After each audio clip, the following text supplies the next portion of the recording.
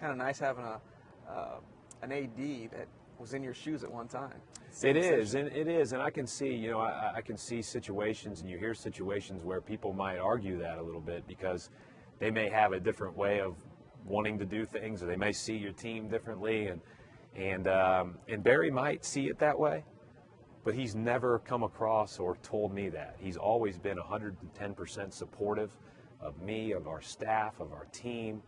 You know, he basically has told me before, I'm here to support you, and I'm here in a supportive role, and anything that we can do to help you, you know, make your program as good as it possibly can be, let's try to do that. And gosh darn, that doesn't happen everywhere. You know, maybe it happens in words, but it doesn't happen in actions, and we've got that here.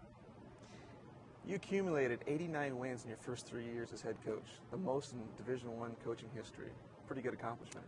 Great players, a great school, a great administration, really good staff members that did their job and didn't try to do anything else every day. You know, I don't have a staff that's on the phone 24 hours a day trying to find their next job. I have a staff that works hard at their job and tries to do their job as well as they possibly can.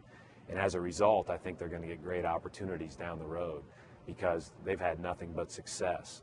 And I think but all those things are a factor. You know, we're in a place that I think our guys, they understand that there's a high standard on and off the court here. And again, if they understand that and they act accordingly, then winning can be a byproduct of that. One of your first wins as head coach was against Texas Tech and Coach Knight. How was the walk down the half court to shake that hand? You know, first of all, we won that game because they had good players, but we had better players. That's why we won the game, and it had nothing to do with coaching. Texas Tech shot 60% against us. We couldn't guard them to save our lives that night. The good news is we didn't miss a shot for about 3 days in Alaska, so it was a lot of fun. We played Michigan, Virginia Tech, and then Texas Tech on 3 out of 4 nights. But it was special to get a chance to speak with him, see him across the line, study, prepare for his team. We didn't get too caught up in the moment because we had a job to do. That being said, everyone on our staff and every player on our team knew the people across the court and had a great deal of respect for them. And I will say this, I've told this story many times. Coach Knight took the time to speak to myself and every one of our assistants before the game. All 5 of us were from Indiana, grew up in Indiana. And I don't know if he knew that or not, but something tells me he did. And it was something memorable that he would take the time to do that because we hadn't earned that right. You know, at least certainly I hadn't earned that right as a young head coach. Tell us about your positive coaching style and your statistical analysis to break down an opponent. You know, I think, first of all, I'm a math guy by, you know, that's the way I'm wired. I'm always thinking in terms of numbers. I'm always thinking in terms of statistics and those type of things. And I'm not as high level as maybe some people have made it out to be, but I do try to break down opponents first by a stat sheet, and then I move on to film after that because I think you can learn a lot about natural, you know, tendencies of a team. And then, you know, as far as a positive coaching method, I think our guys may tend to disagree with that when they get out on the practice court. I do try to be constructive as much as possible, and I think our guys understand that you have to be coachable, and there's going to be times where it feels like criticism because it's a competitive environment. You want to do well. You want to get a point across. However, I think they know that I've got their best interest in mind, and I think that we, for the most part, have a very, very positive approach to communicating and to coaching, and certainly, again, on those times where we have to yell a little bit louder, scream a little bit louder, then maybe those are unique enough that a point's made. Talk a little bit about your defense and how you switch on all ball screens and how your guards have to be able to defend in the post. Well, it's actually this year been a lot different. You know, last year we switched a lot. We certainly didn't switch them all. In our 6 games in the tournament, we didn't switch much at all. We've got a base system that is not switching. We think we can go to switching at any time. This year it's been, we've switched some, but a lot less because we were a lot more traditional at the 4 and the 5 than we've been. You have to be able to switch some at this level because some of the best players at the non-BCS level are 4s who they're the biggest schools in the country didn't think were good enough to be 3s at their level. The 6'6", 6'7" guy who's not quite as fleet of foot or maybe not skilled enough to play at Kentucky ends up in our league, and if he's not skilled enough, he's a heck of an athlete around the basket at 6'6" or 6'7". If he's not quite fleet of foot enough, he's a heck of a shooter outside to 22 feet at 6'6" or 6'7". So those guys become 4s, and skilled 4s and athletic 4s that become really hard matchups for a traditional lineup. That took some adjusting to this year, and I think that's one of the reasons why it took us a little bit of time to get used to playing and, to win 9 straight games in our league at the end of the year. I think that adjustment period was part of it. Last season, you led the Butler Bulldogs to the Final Four in your 3rd year as head coach. Talk about that experience. More and more hits you more and more the further you get away from it. I've said this for 11 months. It was just you're just working, you're just doing your job, you're not really thinking about it. Even after the season, we didn't take the time to sit down and think about it, didn't understand the magnitude of it. Understand it now. March is hitting. Unfortunately, when you turn on CBS right now, every other commercial has Gordon Hayward's half-court shot going up. But you get the magnitude of it now because, I hear all these announcers and all these people saying, well, that looks like a second weekend team, or that looks like a Final Four team, or whatever the case may be. And to be quite honest, nobody would have said that about us last year. And so you don't know what a Final Four team looks like and until that bracket plays itself out. So not much changed after the Final Four appearance. I mean, President Obama gave you a call. You threw out the first pitch for the Cubs. You went on Letterman as a guest. Yeah, it was amazing. It was just, almost surreal. And, it's one of those things where, you always talk about your 10 minutes of fame or whatever, and that's what it felt like. And that was fine with me, and it was fun to do all that stuff. And but at the same time, it's been a lot more fun having that target on our back, facing some adversity, and overcoming it and getting back. That's been about as cool and as fun as anything we've done here. As a Division I head coach, do you ever get to be a basketball fan? And if there's a good game on, like Duke, North Carolina, or Kansas, Texas, do you get to watch those games? When you're on the bubble, no. Like when you're on the bubble, you're only rooting for the teams that, all of a sudden you care who wins the Colorado-Iowa State game. Like before, you could care less who wins the Colorado-Iowa State game, right? But you know what? This week, after you win the conference tournament, I don't watch the big school quarterfinals. I don't watch the big school semis.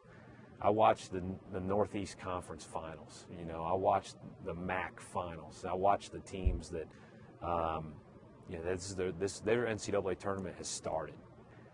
Yes, I'm a fan of that. That's fun to watch. And, sometimes I'll reach out to the coaches who lost because I know what they probably feel like. But this is the 2 days or 3 days a year where I'm truly a fan. Last year, I didn't get to be a fan at all because it was straight through the tournament. And I never really got a chance to see the streets. I never got a chance to see the restaurants. I never really, in fact, I watched our introductions the other day in the national championship game for the first time.